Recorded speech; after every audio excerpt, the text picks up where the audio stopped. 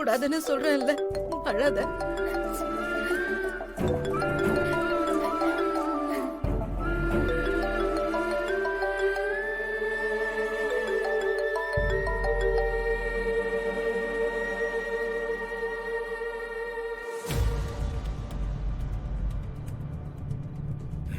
டேய், நானா பண்ற வரைக்கும் உங்களை ஃபோன் பண்ண வேணாம்னு சொல்லியிருக்கேன்ல. எங்கடா இருக்கீங்க? எல்லாம் சேஃப் தானே? இல்லைண்ணே, அங்கே நடந்த சண்டையில் ஆளாளுக்கு பிரிஞ்சு தனித்தனியாக ஓடிட்டோம். ஒரு பக்கம் நாங்களும், இன்னொரு பக்கம் உங்கள் மாமனாரை கடத்தின ஆளுங்களும் தனித்தனியாக பிரிஞ்சிட்டோண்ணே. மற்ற பசங்க எங்கே இருக்காங்கன்னு இன்னும் தெரியலண்ணே. எல்லாரும் சேர்ந்ததுக்கப்புறம் இன்ஃபார்ம் பண்ணுறேன். டேய், என் மாமனாருக்கு எப்படி அந்த ஆக்சிடென்ட் நடந்துச்சு? நீங்க ஏதாவது பண்ணீங்களா? ஐயோ, நாங்கள் எதுவும் பண்ணலண்ணே. நீங்கள் தான் தெளிவாக சொன்னீங்களே, அந்த முருகனை தான் தண்டவாளத்தில் கட்டி போட்டிருந்தோம்.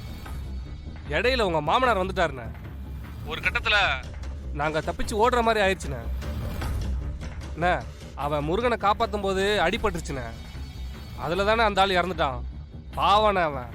சரி, நான் ஃபோன் பண்ற வரைக்கும் யாரும் வெளியில வராதுங்க. எனக்கு காலும் பண்ணாதுங்க. சரிங்கண்ணா.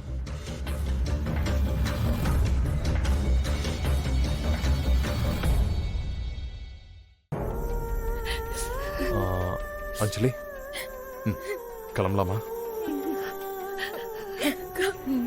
எனக்கு அம்மா கூட இருக்கணும் போல இருக்குக்கா. ஆனா அம்மா என்ன போன்னு சொல்றாங்க. ப்ளீஸ்க்கா, நீயாவது சொல்லு.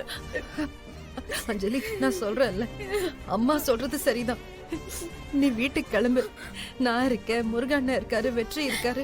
நாங்க எல்லாரும் இருந்து அம்மாவை பத்திரமா பாத்துக்கிறோம். சரியா? இல்லக்கா, நீ எதுக்கும் கவலைப்படாம கிளம்பு. அழாத. நான் அங்க இருந்தாலும் நம்ம வீட்டை பத்தி தான் நினைச்சுக்கிட்டு இருப்பேன். வீட்டுக்கு வந்து போயிட்டு வரேன்னு சொல்லக்கூடாது.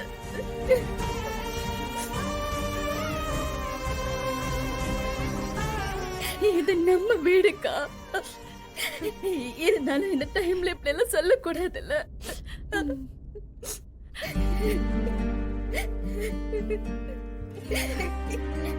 நான் கிளம்புறேன்.